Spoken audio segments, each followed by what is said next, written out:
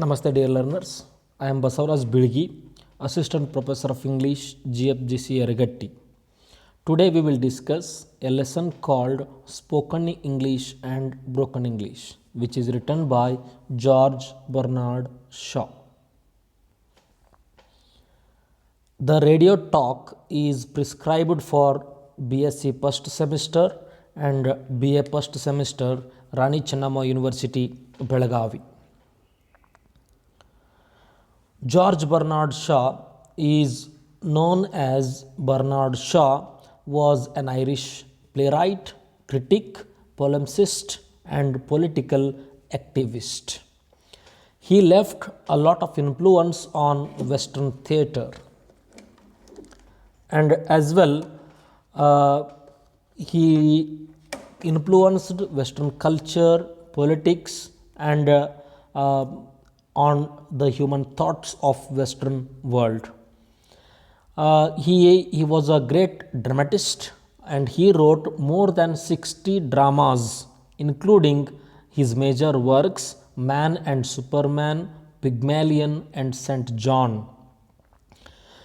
He had a range incorporating both contemporary satire and historical allegory.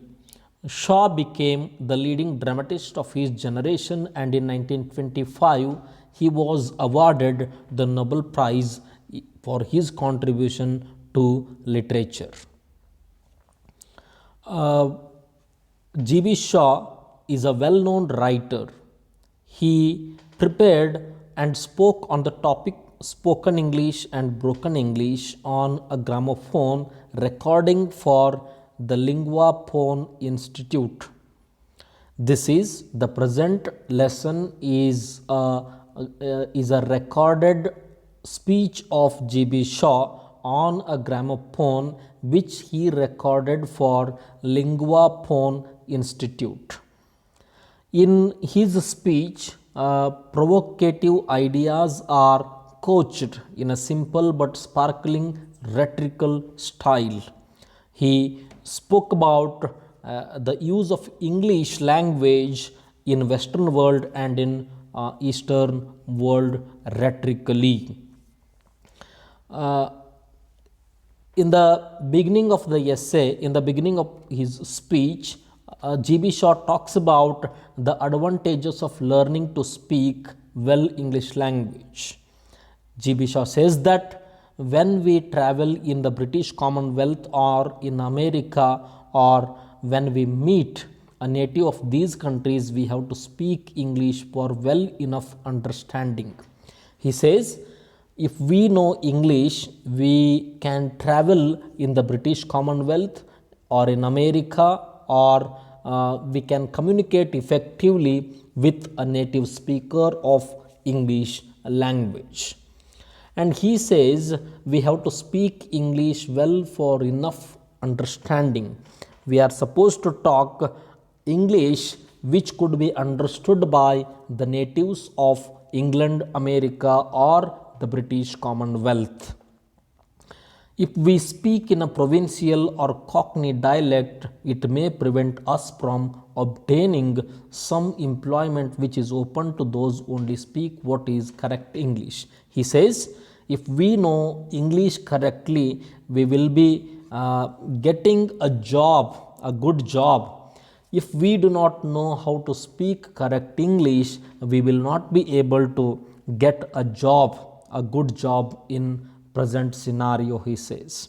And he says, if we speak a provincial language or a Cockney, we will not be able to get a good job, because jobs are given to only to the people who speak correct English. And that's why G.B. Shaw says this is the advantage of learning to speak well English. If we speak well English, we will be able to travel in the British Commonwealth, America or in England, France and other countries, and at the same time, if we speak well, we will get a good job in the 21st century, he says. The second point of the speech is no such thing ideally correct English. GB Shaw says that there is no such thing that can be called as ideally correct English, because he says no two British people speak exactly alike. When there are two British native speakers, they will not talk or they will not speak alike. ಇಬ್ಬರು British ವ್ಯಕ್ತಿಗಳು ಏನು ಒಂದೇ ರೀತಿಯಾದಂತಹ ಭಾಷೆಯನ್ನು ಮಾತನಾಡುವುದಿಲ್ಲ. ಹಾಗಾಗಿ correct English ಅನ್ನುವಂತಹ ವಿಚಾರವೇ ಇಲ್ಲ ಅಂತ ಜಿ ಬಿ ಶಾ ಅವರು ಹೇಳ್ತಾರೆ.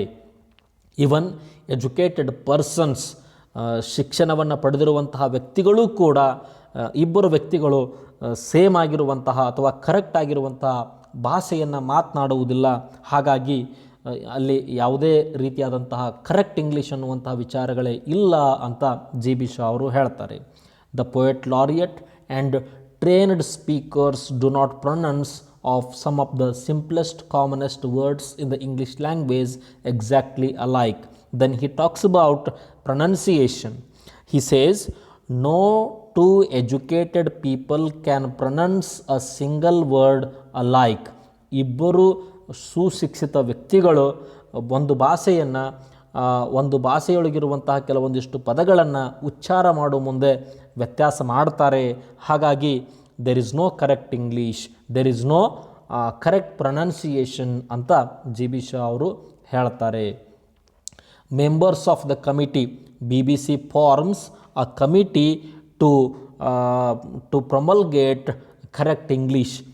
ಕರೆಕ್ಟ್ ಇಂಗ್ಲೀಷ್ ಅಥವಾ received pronunciation, RP received pronunciation, ಇಡೀ ಜಗತ್ತಿನಲ್ಲಿ ಯಾವ ರೀತಿಯಾಗಿ ಇಂಗ್ಲೀಷನ್ನು ಮಾತನಾಡಬೇಕು ಅನ್ನುವಂತಹ ಒಂದು ವಿಚಾರವನ್ನು ಇಟ್ಕೊಂಡು ಬಿ ಬಿ ಸಿ ಅವರು ಅಂದರೆ British Broadcasting Corporation forms a committee and G B Shaw was one of the members of the committee and he says all the three members of the committee were not able to pronounce simplest and commonest words alike. ಮೂರು ಜನ ಆ ಕಮಿಟಿಯಲ್ಲಿರುವಂತಹ ಮೂರು ಜನ ವ್ಯಕ್ತಿಗಳು ಕೂಡ ಒಂದೇ ಪದವನ್ನು ಒಂದೇ ವರ್ಡನ್ನು ಬೇರೆ ಬೇರೆ ರೀತಿಯೇ ಉಚ್ಚಾರಣೆ ಮಾಡ್ತಾರೆ ಅಂತ ಜಿ ಬಿ ಶಾ ಅವರು ಹೇಳ್ತಾರೆ. The pronunciation of a person differ according to the country in which we are born. ನಾವು ಹುಟ್ಟಿರುವಂತಹ ಪ್ರದೇಶಕ್ಕೆ ಅನುಗುಣವಾಗಿ ನಮ್ಮ ಭಾಷೆ ಬೆಳೀತದೆ ಅನ್ನುವಂತಹ ವಿಚಾರಗಳನ್ನು ಕೂಡ ಜಿ ಬಿ ಶಾ ಅವರು ಹೇಳ್ತಾರೆ. ಹಾಗಾಗಿ ಬಿ ಬಿ ಸಿ ಫಾರ್ಮ್ ಮಾಡಿರುವಂತಹ ಮೂರು ಜನರ ಕಮಿಟಿಯಲ್ಲಿರುವಂತಹ ಮೂರು ಜನರೂ ಕೂಡ ಬೇರೆ ಬೇರೆ ರೀತಿಯ ಉಚ್ಚಾರಣೆಯನ್ನು ಮಾಡ್ತಾರೆ. ಇಂಗ್ಲೀಷ್ ಭಾಷೆಯನ್ನು ಬೇರೆ ಬೇರೆ ರೀತಿಯಾಗಿಯೇ ಮಾತನಾಡ್ತಾರೆ ಅಂತ ಜಿ ಬಿ ಶಾ ಅವರು ಹೇಳ್ತಾರೆ. Next point is confession of Bernard Shaw. Confession ಅಂದರೆ ತಪ್ಪೊಪ್ಪಿಗೆ. He says confesses that he himself does not speak English in the same way. G B Shaw ಅವರು ಹೇಳ್ತಾರೆ, ನಾನು ಒಬ್ಬ ನಾಟಕಕಾರನಾಗಿ ನಾಟಕದಲ್ಲಿ ನಾನು ಬರೆಯುವಂತಹ ನಾಟಕಗಳಲ್ಲಿ ಬರುವಂತಹ ಡೈಲಾಗ್ಗಳು ನನ್ನನ್ನು ಇನ್ಫ್ಲೂಯೆನ್ಸ್ ಮಾಡ್ತವೆ. That's why he says I do not speak as the other two members of the committee speak English. He says when he speaks to the audience, he speaks carefully. G.B. Shaw says when there are audience in front of him, ಅವನ ಮುಂದೆ ವೀಕ್ಷಕರು ಇದ್ದಾಗ ನಾನು G B Shaw ಅವರು ಹೇಳ್ತಾರೆ, ನಾನು ಬಹಳಷ್ಟು ಕೇರ್ಫುಲ್ಲಾಗಿ ಚಾಕಚಕ್ಯತೆಯಿಂದ ಬಹಳಷ್ಟು ಕೇರ್ಫುಲ್ಲಾಗಿ ನನ್ನ ಭಾಷೆಯನ್ನು ಉಪಯೋಗಿಸ್ತೇನೆ. He says if he were to speak carefully to his wife at home, ಅದೇ ರೀತಿ ಹೇಳ್ತಾರೆ, ಒಂದು ವೇಳೆ if I speak with my wife as I speak publicly, ಸಾರ್ವಜನಿಕವಾಗಿ ನಾನು ಮಾತನಾಡುವ ರೀತಿ ನನ್ನ ಹೆಂಡತಿಯ ಜೊತೆಗೆ ಮಾತನಾಡಿದೆ ಅಂತಂದರೆ ಅವನ ಹೆಂಡತಿ ಏನು ತಿಳ್ಕೊಳ್ತಾಳೆ ಅಂತಂತಂದರೆ C thinks that G B Shah has gone mad. G B Shah ಅವರಿಗೆ ತಲೆ ಸರಿ ಇಲ್ಲ ಅಂತ ಅಂದ್ಕೊಳ್ತಾಳೆ ನನ್ನ ಹೆಂಡತಿ ಅಂತ ಜಿ ಬಿ ಶಾ ಅವರು ಹೇಳ್ತಾರೆ. And he says as a public speaker I am to take care that every word I say is heard distinctively at the far end of the large halls containing thousands of people. ಯಾವಾಗ ಒಂದು ಸಾರ್ವಜನಿಕ ಕಾರ್ಯಕ್ರಮ ನಡೆದಿರುತ್ತದೆ ಆವಾಗ ಆ ಕಾರ್ಯಕ್ರಮದಲ್ಲಿ ಹಾಜರಿರುವಂತಹ ಪ್ರತಿಯೊಬ್ಬರಿಗೂ ನಾನು ಮಾತನಾಡುವಂತಹ ಪದಗಳು ಸರಿಯಾಗಿ ಕೇಳಲಿ ಅನ್ನುವಂತಹ ಉದ್ದೇಶವನ್ನು ಇಟ್ಟುಕೊಂಡು ನಾನು ಜೋರಾಗಿ ಮಾತನಾಡ್ತೇನೆ.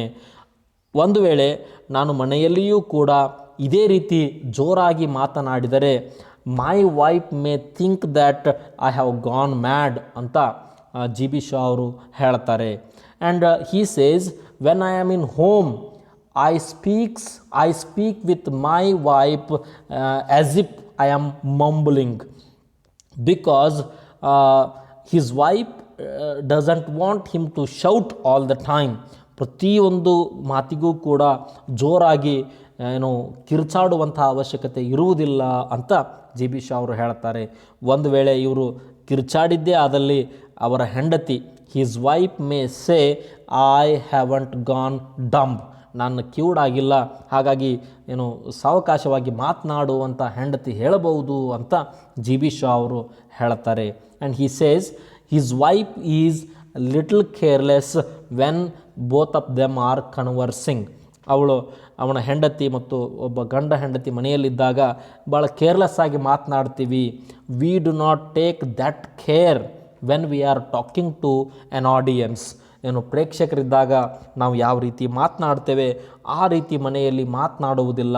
ಹಾಗಾಗಿ ಯಾವ ಭಾಷೆಯು ಪರ್ಫೆಕ್ಟ್ ಅಲ್ಲ, ಯಾವ ವ್ಯಕ್ತಿಯು ಭಾಷೆಯಲ್ಲಿ ಪರ್ಫೆಕ್ಟ್ ಅಲ್ಲ ಅನ್ನುವಂತಹ ವಿಚಾರಗಳನ್ನು ಜಿ ಬಿ ಶಾ ಅವರು ಹೇಳ್ತಾರೆ. And finally he gives an advice to foreign students of English language.